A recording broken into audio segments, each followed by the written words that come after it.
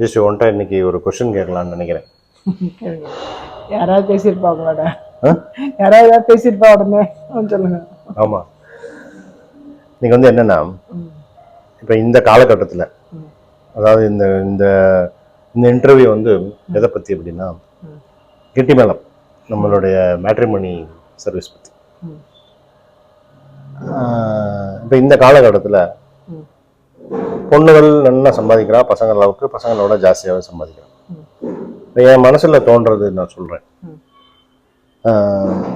இப்போ அவள் வந்து முந்த காலத்துல எல்லாம், நம்ம காலகட்டம் இல்லை அதுக்கு முன்னால எல்லாம் வந்து கல்யாணம் பண்ணி பொண்ணுகள் வந்து பிள்ளையாத்துக்கு வரா, பிள்ளையாத்துல இருந்துட்டு அவளை அட்ஜஸ்ட் பண்ணிட்டு ஹஸ்பண்ட் அட்ஜஸ்ட் பண்ணிட்டு அவள் ஃபேமிலியோட மிங்கிள் ஆகி அவளுக்கு சமைச்சு போட்டுட்டு அது அந்த மாதிரி அந்த ஒரு இது போயிட்டு இருந்தது.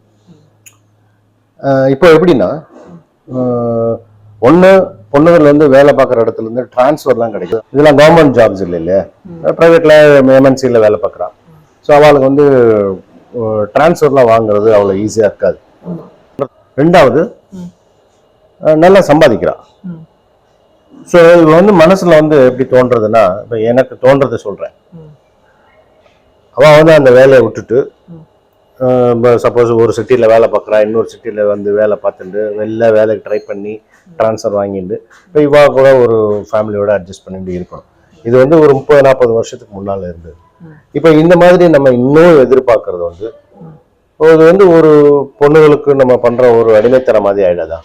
வந்து அவள் அட்ஜஸ்ட் பண்ணிட்டு போகணும். இதை வந்து எதிர்பார்க்கறது தப்பா? என்ன நினைக்கிற நீ? சொன்னீங்க அடிமைத்தனம்னு சொல்றீங்க இல்லையா, அதுதான் உறுத்தலா இருக்கு. இப்போ அதான் நடந்துட்டு இருக்கு. ஆக்சுவலா என்ன, நான் எதுக்கு அடிமையா இருக்கணும் அப்படின்னு.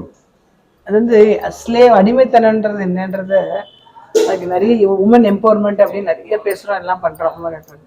எதுன்னு அந்த அண்டர்ஸ்டாண்டிங் வந்து இப்படி எப்படி ஆயிடுச்சுன்னா, அதாவது அது வந்து அது நம்மளோட சிஸ்டம், நம்மளோட சிஸ்டத்தை வந்து ஸ்பாயில் பண்ணக்கூடாது.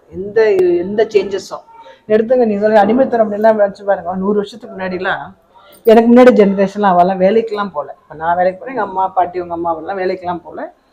ஆனால் அவளுக்கு ஒரு சேலஞ்ச் இருந்தது. அதே மாதிரி அந்த கிரேட் தாத்தா பாட்டி அவளுக்கும் ஒரு சேலஞ்ச் இருந்தது. முன்னாடிலாம் வந்து பொம்பளை குழந்தைகள் வந்து வாசல்படி வரக்கூடாது, இப்போ சிரிக்கக்கூடாது, அப்படிலாம் ரொம்ப ரெஸ்ட்ரிக்ஷன்லாம் அப்படிலாம் இருந்தது. படிப்புன்றதான் என்னென்ன கிடையாது, இப்போ ஆம்பளை பசங்க தான் படிப்போம் அப்படிலாம் இருந்தது. அவள் ஏதோ ஒரு போராடி அவளோட முயற்சி, லேடிஸோட முயற்சி இல்லாமல் வந்து ஆக்சுவலாக என்னை பொறுத்த வரைக்கும் அந்த சேஞ்சஸ் வந்து சொசைட்டி நல்லா வருதுன்னா அது 90% வந்து இல்லை லேடிஸ் ஆகலாம். அவளோட கான்ட்ரிபியூஷன் தான் நிறைய இருக்கும். ஜென்ஸ் இல்லைன்னு சொல்லலை, கான்ட்ரிபியூஷன் ஜாஸ்தி பார்த்தீங்கன்னா லேடிஸ் தான். லேடிஸ் நினச்சா என்னோட சாதிச்சிடலாம். 10% தான் இருக்கும். ஆமாம், சாதிக்கிறது முடியும், லேடிஸால முடியும். என்ன செய்யனாலும் செய்ய முடியும். ஸோ அப்படி அவெல்லாம் கஷ்டப்பட்டு ஏதோ கொஞ்சம் பண்ணதுனால தான் எப்படியோ ஹஸ்பண்டோட மைண்டை மாற்றி படிக்க வைக்கணும் அப்படி சொல்லி படிக்க வச்சு லேடிஸை வந்து ஒரு ஈக்குவலாக கொண்டு வந்துட்டான். இப்போ வந்து எல்லாருக்குமே வந்து எல்லாரும் நல்லா இருக்கும் அப்படின்னு. ஸோ இது பண்ணும்போது அவள் வந்து எதுவுமே அடிமைத்தனம் நினச்சிக்கல. இதை பண்ணுறது வந்து போராடினது வந்து அடிமைத்தனம் நினச்சிக்கல.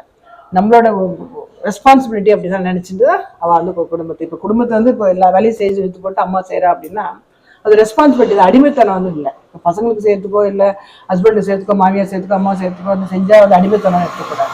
அது ரெஸ்பான்சிபிலிட்டியாக எடுத்து பண்ணிட்டு இருக்காங்க. பண்ண முடிஞ்சா பண்ணுறேன், பண்ண முடியலன்னா ஷேர். எல்லாருக்கும் இப்போ எல்லாம் என்ன இருக்குது, ஃபேமிலியில் எல்லாருமே தான் ஷேர் பண்ணிக்கலாம். அந்த காலத்தில் அப்படி இருந்தது, இப்போ அப்படி கிடையாது. ரெஸ்பான்சிபிலிட்டி எல்லாருமே ஷேர் பண்ணிக்கிறாங்க. இது அடிமைத்தனம்ன்றது சொல்ல முடியாதுங்க. ஆனால் நீங்கள் நினைக்கிற மாதிரி என்னன்னா கொஞ்சம் வந்து எல்லாரும் மனசுலேயும் கொஞ்சம் மாற்றம் வேணும். மாற்றமே லைஃப் அப்படின்னு சொல்கிற மாதிரி கொஞ்சம் மாற்றம் வேணும் எல்லா சைடுமே. எப்படி லேடிஸ் வந்து படித்து நல்லா வந்திருக்கும் போது எவ்வளோ சந்தோஷமாக இருக்கும்போது இது வந்து அப்படி நல்லா கண்டினியூ ஆகணும். இதில் வந்து ஃபேமிலி லைஃப் நடுவில் அஃபெக்ட் ஆகுது ரொம்ப. நீங்கள் சொல்கிற மாதிரி நான் ஏன் ட்ரான்ஸ்ஃபர் பண்ணிக்க மாட்டேன், ஈகோ மாரி வருது, நான் ஏன் ட்ரான்ஸ்ஃபர் பண்ணணும், நான் ஏன் ஆற்றுக்கு போகணும், அந்த ஆற்றுக்கு போய் பண்ண சமைக்கணும் அப்படின்லாம் வருது. அந்த மாதிரி இல்லாமல் இப்போ வந்து 2 பேருமே ஜெனரஸாக இருக்கணும். சரி, இப்போ இந்த இடம் இந்த பொண்ணை பிடிச்சிருக்கா, பையன் வரலாம். இது எப்படி பொண்ணு மாட்டு பொண்ணு வரா, பொண்ணை எடுத்துக்கணும் இல்லையா, அதே மாதிரி மாப்பிள்ளைய வரவேன்னா பையனை எடுத்துக்கணும், அவளும் எடுத்துக்கணும். இந்த அம்மா அப்பாவும் கொஞ்சம் மாறணும். இது வந்து தப்பே கிடையாது, இது ஒன்றும் இது இல்லை. ஏன்னா வந்து ஆம்பளை நான் பொம்பளை நீ அப்படின்னு சொல்லிட்டு இந்த மாதிரி டிரான்ஸ்ஃபர் மாற்றிக்க மாட்டேன், அவள் தான் இங்கே வரணும், நாங்கள் போகக்கூடாது. அது கொஞ்சம் மாற்றம் தேவைன்னு நினைக்கிறேன். வரும், அது கண்டிப்பாக வரும். லேடிஸ் வந்து கொஞ்சமாக மைண்டை மாற்றிட்டு கொண்டு வருவாங்க. ஆனால் வந்து என்னென்னா எந்த அளவுக்கு லேடிஸ் எப்படி வளர்ந்து வந்திருக்காலோ அந்த மாற்றம் வந்து ஜென்ஸ் சைடில் கொஞ்சம் கம்மியா இருக்கும்னு என்னோட ஒப்பீனியன். யாரும் தப்பா எடுத்துக்க வேண்டாம். அது அம்மா அப்பாவும் கூட அந்த அளவுக்கு எடுத்துக்க முடியல கொஞ்சம். ஏன்னா உலகம் வந்து என்னன்னா நம்ம ஏன் அந்த மாட்டு பொண்ணு தான் மாத்தின்னு வரணும், பொண்ணு தான் மாத்தின்னு டிரான்ஸ்ஃபர் வரணும், நம்ம பையன் மாத்தினாங்க போகக்கூடாது, அப்புறம் அவளுக்கு தான் ஆயிடுவா அப்படின்னு. இப்போ எல்லாருக்கும் ஒரு பசங்களா அப்படி இருக்கிறதுனால இப்போ அந்த அந்த கான்செப்டே விட்டுற வேண்டியதான். எந்த சௌரியமா லொக்காலிட்டி அவளுக்கு பிடிச்சிருக்கோ, பையனாலும் பொண்ணாத்துக்கு மாத்தினாலும் பொண்ணு பையனாத்துக்கு மாத்தின்னு போகலாம். 2 பேருமே வந்து எல்லா வேலையும் ஷேர் பண்ணிட்டு அப்படி பண்ணணும். ஏன்னா இப்படி கொஞ்சம் இப்படி எல்லாரும் கொஞ்சம் மாறினாதான் இந்த ஃபேமிலின்ற சிஸ்டம் போகாம இருக்கும். இல்லைன்னா நீங்க சொல்ற மாதிரி அடிமைத்தனம் அப்படின்னு சொல்லிட்டு கல்யாணம் பண்ணிக்க கூடாதுன்ற மாதிரி ஒரு ஒரு விளையாண்டு இருக்கு. ஆக்சுவலா லேடிஸ் ஜென்ரலா வந்து எப்படின்னா திமிரா பார்க்க இருந்தா கூட ஆனா கண்டிப்பா மாறி நல்லவாளா தான் இருப்பான். ஜென்ஸ் கெட்டவான்னு சொல்லலை நான், மாறிடுவா. ஏன்னா இப்ப என்ன இருக்குதுன்னா ஜென்ஸ் ஆம்பளை பசங்களே ஐயோ இவ்வளவு கண்டிஷன் ஆகுது, எனக்கு கல்யாணமே இல்லாம இருந்துடுறேன் அப்படின்னு இருந்துடுறாங்க. அது வந்து என்ன 2 பேருமே அப்படி இன்னும் லேடிஸ் ஐயோ இப்படியா இவ்வளவு எதிர்பார்க்கறா எவ்வளவு முடியாது அப்படின்னு இருந்துடுறாங்க. அதோட அந்த ஃபேமிலி லைஃப்ல இருக்கிற ஒரு என்ஜாய்மெண்ட், ஒரு சந்தோஷம், ஒரு ஃபேமிலி க்ரோ ஆகிறது வந்து போயிடுறதோன்னு மிஸ்ஸிங்காக இருக்கும்னு எனக்கு வந்து ஒரு கொஞ்சம் நீங்க சொல்ற மாதிரி அடிமைத்தனம் வச்சுட்டு தப்பா புரிஞ்சுட்டு இதை கோட்டை விட்டுறோமோன்னு எல்லாம் படிச்சு வந்தா கூட இது முக்கியம் இல்லையா, அது போயிடாம இருக்கணும். இதுக்கு வந்து கொஞ்சம் மாற்றம் வந்து எல்லாருக்கும் மைண்ட்லயும் மாற்றம் தேவைப்படாது. அது என்னதான் படிச்சு என்னதான் இருந்தா கூட நீங்க சொல்ற மாதிரி வந்து ஒரு எதிர்பார்ப்பு இருக்கதான் செய்யுது எல்லாருக்கும். வந்து இவாதான் மாட்டு பொண்ணு தான் வந்து சமைச்சு போட்டு பண்ணி சாப்பிடணும் அப்படின்னு இருக்கிறது. அது ஓப்பனா சில பேர் சொன்னாங்கன்னா அது தப்பாயிடுறது. பண்ணக்கூடாதுன்ற புத்தி கண்டிப்பா இருக்காது. இருக்கிற டென்ஷன் ஸ்ட்ரெஸ்ல வந்து சமைக்கிறதோ இல்லை பாத்துக்கிறதோ ஒருத்தர் பேர்டனா இருந்து பாத்துக்கிறதோ வந்து கஷ்டமா இருக்கு. அதை வந்து எப்படி அதை வந்து எல்லாருமே புரிஞ்சுக்கணும். கொஞ்சம் மாற்றம் தேவை, எல்லா மைண்ட்லயும் மாற்றம் தேவை. இந்த தேவைனால எதுக்கு தேவை அப்படின்னா நம்ம ஃபேமிலி சிஸ்டம் அஃபெக்ட் ஆகாத மாதிரி மாற்றம் 2 பேர்ட்ட இருந்து வரணும். நீ சொல்றது வந்து நான் என்ன புரிஞ்சுட்டேன்னா, இப்போ 30-40 வருஷத்துக்கு முன்னால அம்மா அப்பாக்கள் வந்து பொண்ணுகளையும் வந்து சரிசமமா வளர்க்கணும், சரிசமமா படிக்க வைக்கணும், அவன் வந்து இண்டிபெண்டா இருக்கணும், அவன் லைஃப்ல வந்து ஃபைனான்சியல் ஆஸ்பெக்ட்ஸ்ல மற்ற எல்லாத்துலயுமே வந்து அவன் வந்து தனியா அவனால இது பண்ற அளவுக்கு கொண்டு வரணும் அப்படின்னு ஸ்ட்ரகிள் பண்ணி கொண்டு வந்துட்டான் இந்த சொசைட்டி. இந்த சொசைட்டி இப்போ வந்து பையனும் பொண்ணும் சமம் அப்படிங்கிற மாதிரி ஆயிடுச்சு.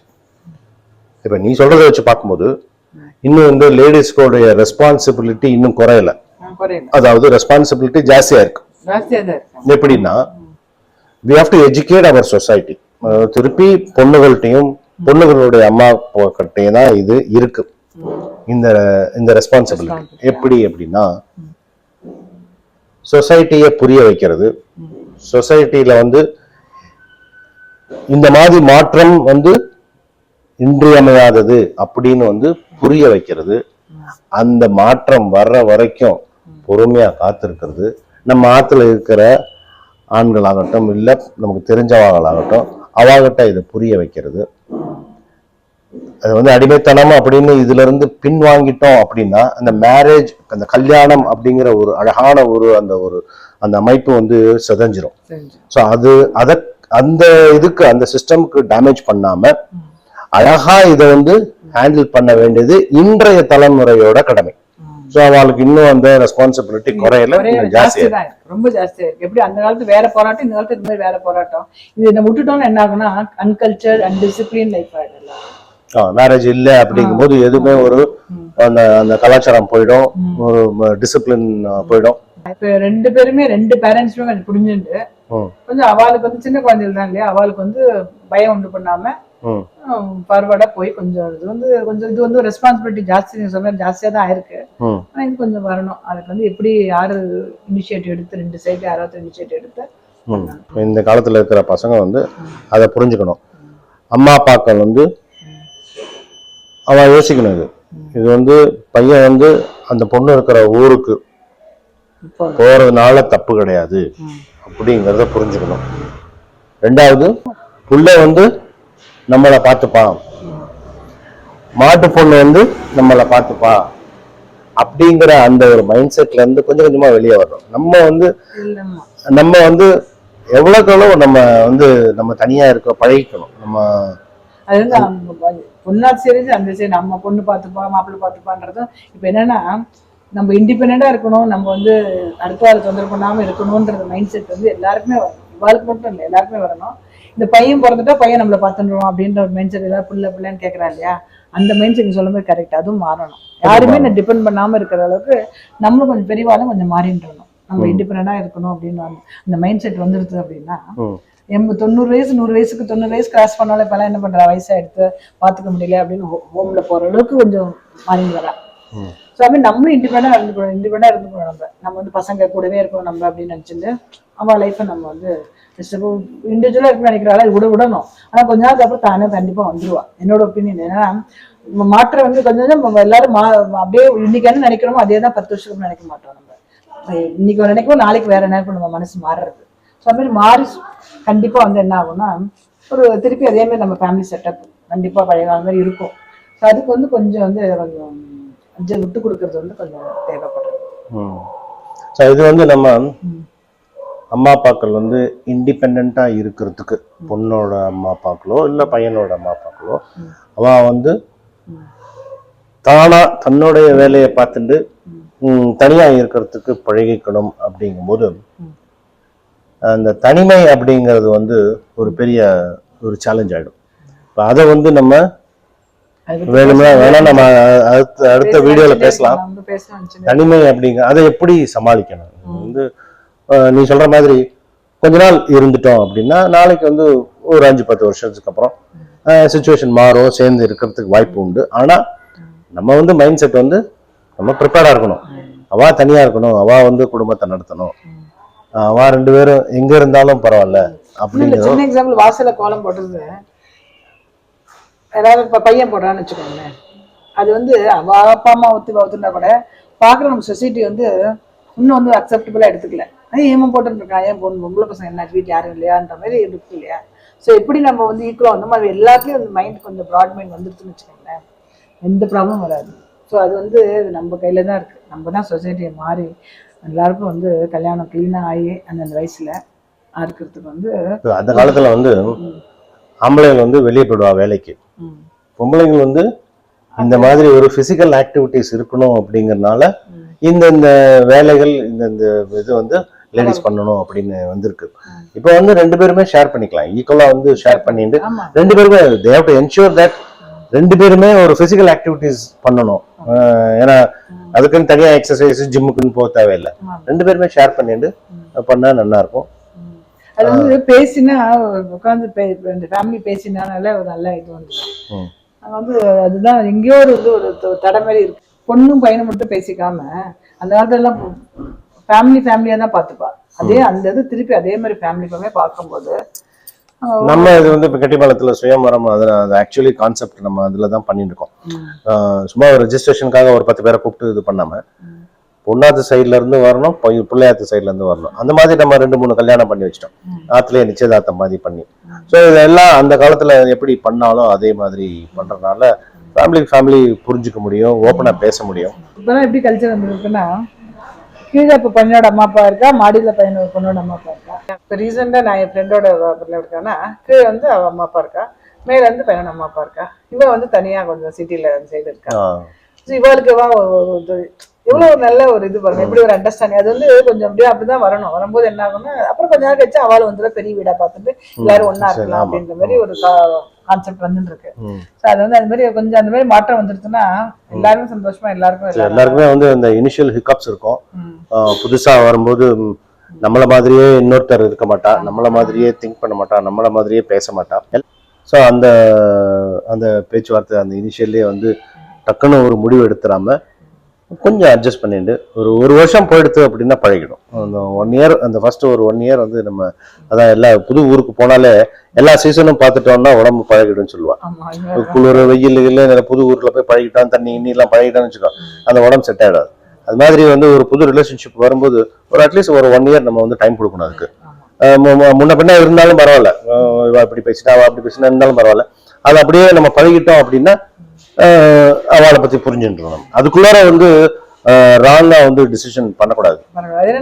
நெகட்டிவா எடுத்துக்காம எல்லாம் பாசிட்டிவா எடுத்தோம்னா கண்டிப்பா எண்ணம் போல வாழ்க்கை அப்படிங்கிறாங்க. அது மாதிரி எப்பயுமே என்ன நினைச்சோம்னா எல்லாமே நன்மைக்கு, எல்லா நன்மைக்கு. இந்த பீர்பால் அக்பர் கதை வந்து எல்லாமே பாசிட்டிவா நடந்துடும்.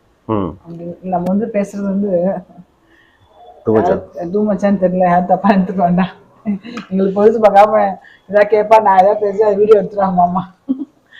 அதாவது தப்பா இருந்தா மன்னிச்சுக்கோங்க. எந்த யாரையும் ஹர்ட் பண்றதுக்காக இல்ல, நம்ம தோணுனதை என்னன்னா அந்த எல்லாருக்கும் அந்த சீக்கிரம் காலகாலத்துல கல்யாணம் நடக்கிறது எல்லாரும் நல்லா இருக்கணும். ஸோ அந்த ஒரு இதுலதான் வந்து பேசிட்டு இருக்கோம் நாங்க. டெய்லி இது மாதிரி யாராவது மாமா பேசுவாரு, அது ஃபோன் பேசுவா, மாமா டெய்லி யார்கிட்டயா பேசிட்டு என்ன கேட்பா, நான் திருப்பி ஆர்கியூ பண்ணுவேன். சம்டைம்ஸ் மாமா சொல்றது கரெக்டுன்னு சொல்லுவேன். இப்படி வேலை தான் கோயில் போட்டுருக்கு நாங்க. ஸோ அதனால பேசிட்டோம். தெரியல என்ன எப்படி, அதாவது என்னன்னா இவ்வளவு போராடி இப்போ பசங்களை ஓரளவு கொண்டு வந்துட்டோம். பொம்பளை பசங்க ஆம்பளை பசங்க ஒன்னா கொண்டு வந்துருக்கும் போது திருப்பி அவ லைஃப் நல்லா இருக்கணும் அப்படின்றதுக்கு எங்க ப்ராப்ளம் இருக்கு, அது எப்படி அட்ஜஸ்ட் பண்ணணுன்றத வேணும்.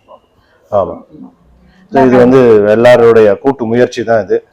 நான் வந்து சொசைட்டியை வந்து நம்ம அடுத்த லெவலுக்கு கொண்டு போறோம். இப்போ வெஸ்டர்ன் சைடு அப்படிலாம் வந்து இந்த மாதிரி ஒரு காம்ப்ளிகேஷன் கிடையாது அவளுக்குலாம். இந்த அளவுக்கு நம்ம வந்து லக்ஸரி ஸ்டேட்டஸ் கமர்ஷியல்ல வந்துட்டோம். ஸோ நம்ம அந்த அந்த ஃபேமிலி லைஃப், அந்த குடும்பம் அப்படிங்கிறது வந்து நமக்கே உண்டான ஒரு பிரத்யேகமான ஒரு அந்த ஒரு செட்டப். அதை விட்டுறக்கூடாது. இதுல போயிட்டு அதை விட்டுறக்கூடாது. சில்வரை பார்த்து கோல்டை விட்ட மாதிரி அது விட்டுறக்கூடாது. நம்ம இது வேணும் அப்படிங்கும் போது நம்ம இதுவும் வேணும், நம்ம இதே தக்க வச்சுக்கணும், இதை விட்டுறக்கூடாது அப்படிங்கிறது நம்ம கையில தான் இருக்கு. நம்ம தான் கொஞ்சம் மாறி மாத்திங்க சொசைட்டி அப்படியே கொஞ்சம் வரணும். Okay, thanks Sri for your valuable advice. Advice அப்படிலாம் கிடையாது, 2 பேரும் பேசினோம் நம்ம. பட் அது எந்த அளவுக்கு எப்படி எல்லாரும் எடுத்துட்டு எல்லாருக்கும் சீக்கிரம் கல்யாணம் நடந்தா சொல்லுங்க. எல்லாருக்கும் தெரியும் அது. பட் நம்ம சொல்றதுனால அது வந்து ஓகே, இது வந்து ஒரு காமன் இஷ்யூ, எல்லாருமே வந்து டேக்கிள் பண்ணணும் அப்படின்னு தெரியும். Okay, thank you.